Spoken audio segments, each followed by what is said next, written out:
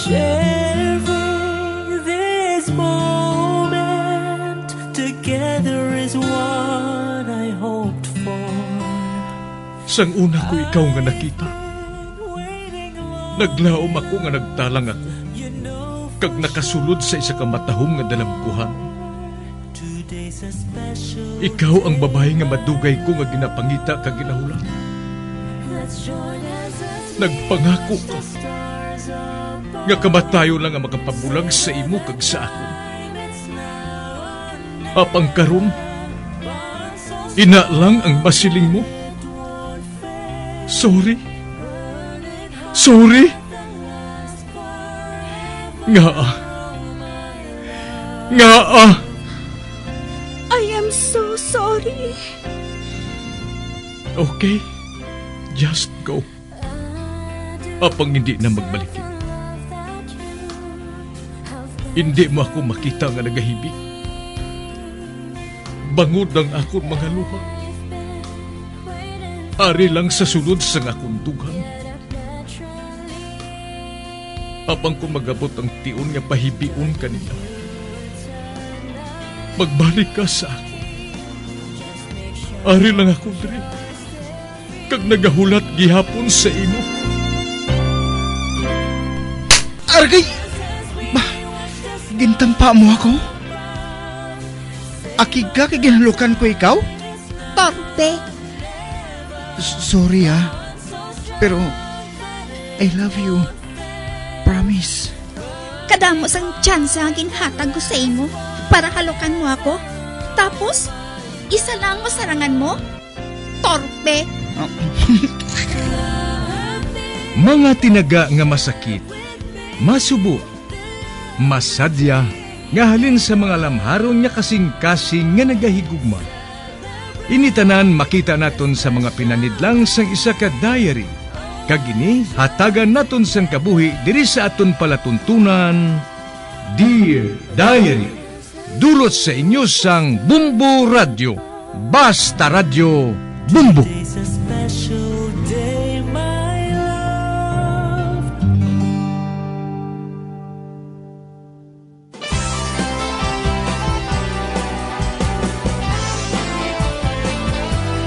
Kagkaron sa kasugpon sang sulat nga ginpadala sa aton diri sa palatuntunan, Dear Diary.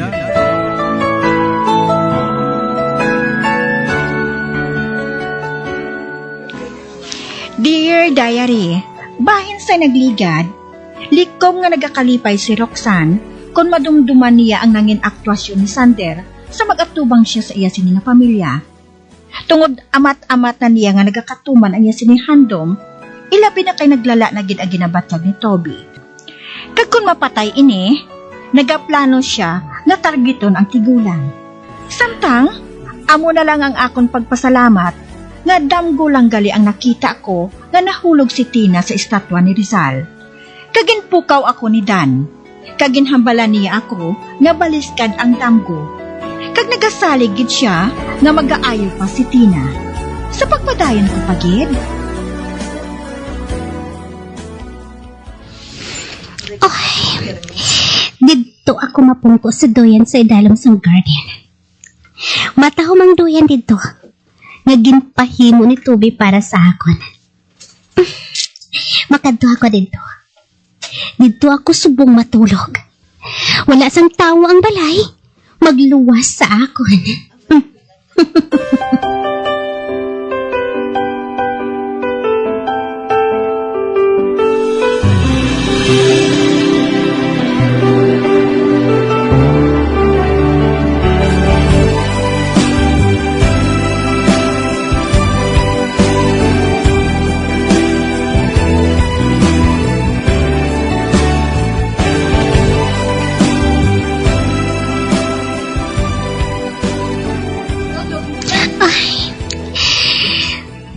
Isang hangin.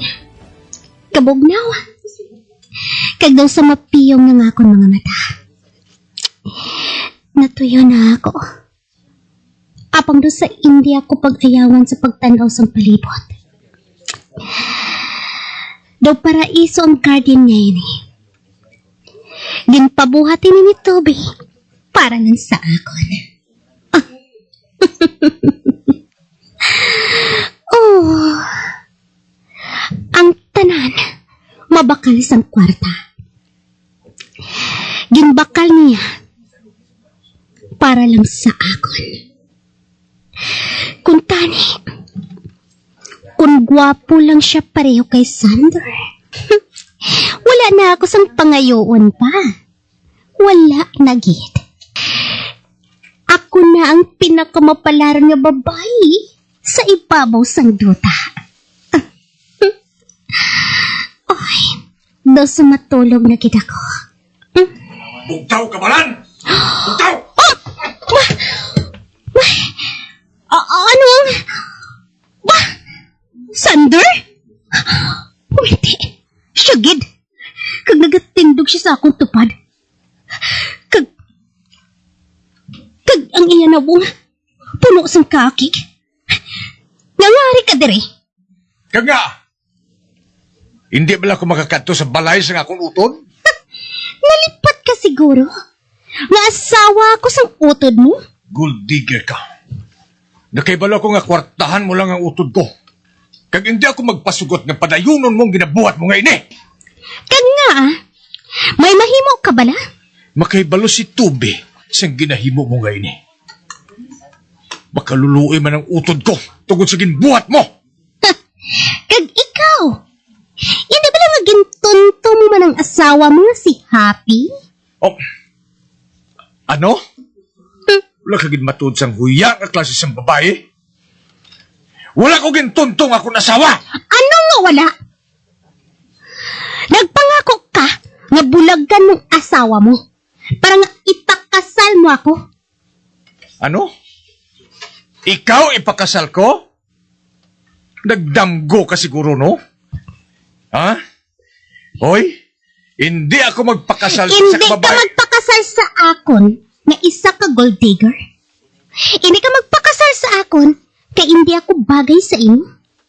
Bangod amo lang ako sini. Apang may matarong man ako nga maghandom sang matahom ko nga pala abuton. Kag wala ako ng sala. Kag wala ka na sang labot kung ano man ang buhaton ko. Wala ko ginatunto ang utod mo. Wala ko siya ginpilit nga magpakasal sa akon. Siya ang nagpamilit sa akon. Kung ikaw ako, paligaron mo ko bala ang matahong kay gayunan na ini? Hindi ako maluyag magpakita ka pa, Roxanne. Ha? Animal ka. Magpalayo ka! Nakabati ka! Nangilad ako sa imo! Amo man ako! Ato na siya. Kag akig siya kaayo. Apang matuod ang iya kinasiling. Sander, ikaw gihapon ang ginahigugma ko. Kag hindi ka madulo. Nagsala ka, Sander. Ikaw gihapon ang akon kinahigugma. Kag kung nagpasugot ka lang, nga ipakasal ako. Bayaan ko si Tubi. Bangod madali na lang siya nga mapatay. Kapag nakahibalo ako, malain man ako. Malain ang ginbuhat ko. Habang ginbuhat ko lang ini, agad na tuman ko lang ang ginapitik sang kasing-kasing ko.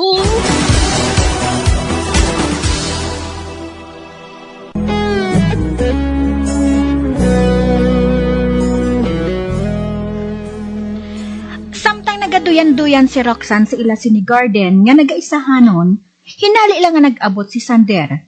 Kaginsokmatan siya sa iya ginbuhat. Kaginsabat siya ni Roxanne na wala matabo ini tanan kung ginpakasal lang siya. Sa pagpadayon ko pa diyan.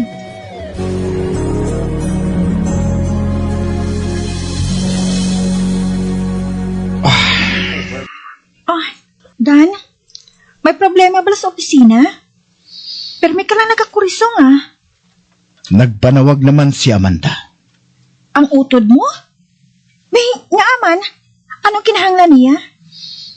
Amo man gihapon. Luyag na mahibalaan. Kung ano nang ginabuhat na mo ni Sander sa mga papilis nga iya ginapapirmahan sa amon. Sobra naman ang utod mo nga ina.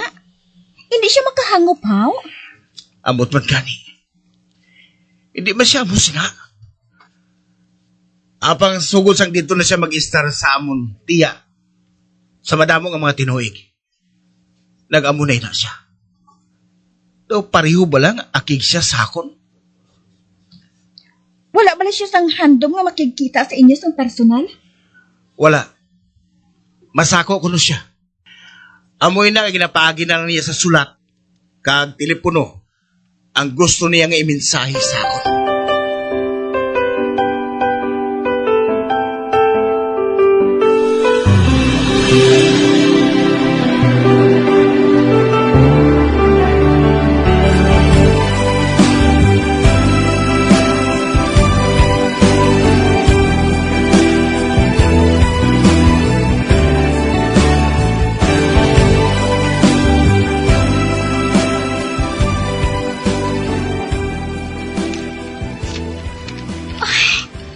Daddy, nagawori ako kay Sander. Pareho ba lang nga, daw sa wala siya sa iya kaugalingon. Mga isa kasi mana na siya nga nagasubong sina. Dan, pamangkuta siya. Ay, Han, may nasatuman ka sa office, Dan, nga makatilinghala. May nasatuman ako. Apang wala man ako matingala. Uncle Silvio, isugid ko sa imong nagakatabo. Bisan hindi ka pa maluyag, nga ambalan nato ng parte sa negosyo. Gusto mo nga nagalakat ang negosyo nga malinong. Pareho ka mo sa akong amay, nga nagapalakat sini. Apang subong, hindi na ini malinong. Hindi na malinong ang dalagan sa ngato negosyo. Determinado si Sander nga ibaligya ang talon sa mga foreigner. Kaginatulod pa siya sa akong utod niya si Amanda.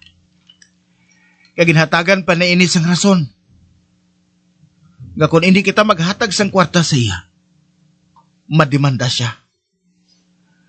Apag hindi kita makasarang sa ginapangayo niya nga kandidat. Kaya kung hindi kay Amanda, pwede pa naton maulo-uluhan si Sander. Nga hindi na lang niya pag-ipadayon ang pagbaligya sang talon. Nakahibalo ka naman kung daw ano ina kamahalon nga talon para sa aton Uncle Silvio. Kaginbakal ina sang imo lulo sa amat-amat lang nga bili. Kag malahalon may ina sa akon. Buhato naton ang tanan agod nga ma-preserve ini.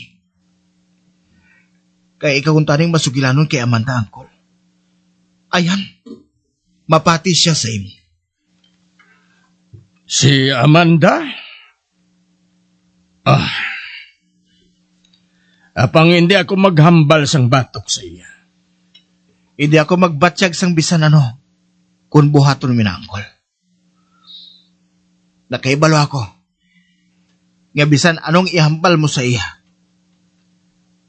imo ina kinamatarong. Ginakasubo ko, Dan. Hindi amo ning tiyon para dira. In fairness sa mga babae diri. Naabtan kita sang hapon sa pagsugilanon sang butang nga ina. Ayan, gusto na ni Happy nga magpauli kay Sander.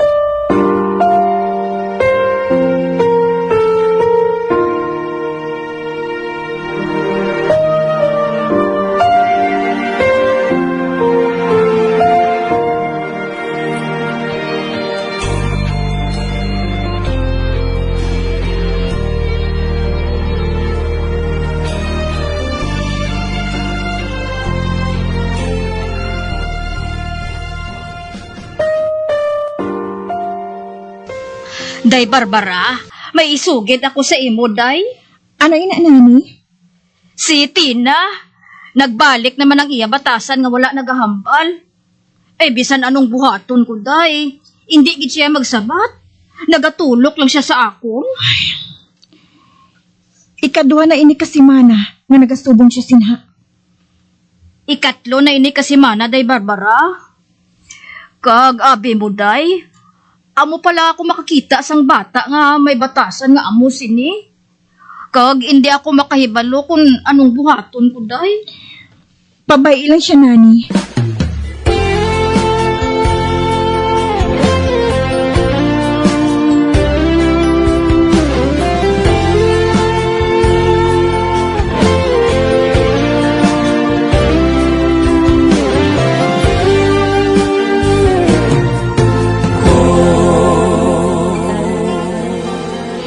Dan, anong buhaton naton? Wala kita sang buhaton, kundi sundon ang panugyan sang doktor. Apang wala sang pulos ang iya ginabuhat. Wala gihapon nag-aayo si Tina. Kag nagasulod sa akong penser, Dan. Nga daw gusto kita nga silutan sang aton anak. Silutan? Nga, ano ba lang ato nahimo sa iya? Ambot! Apang may bes nga dumabato siya sa akon. Makita ko sa panghulag niya. May bes nga kung hambalan ko siya, ginatulok lang niya ako sa masakit. Kag hindi ini magsabat. Mapasimpanan lang kita, mga isa pa katuig. Oo, Dan. Apang kung kaisa, makasiling man ako nga wala siya nagabato sa akon. Kundi, nahadlok siya. Nahadlok sa ano? Bay, wala siya sang dapat nga kahadlokan? Pag naging nga nagalala siya, Dan. Gani na pinsahan ko, nga ibalik natin siya sa una niya nga doktor. Hindi. Hindi ako magpasugot. Dan?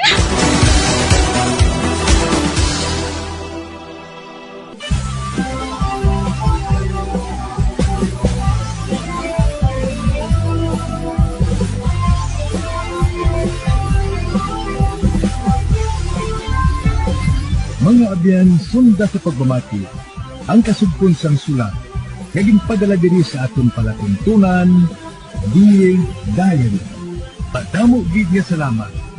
Basta Radio Bumbum.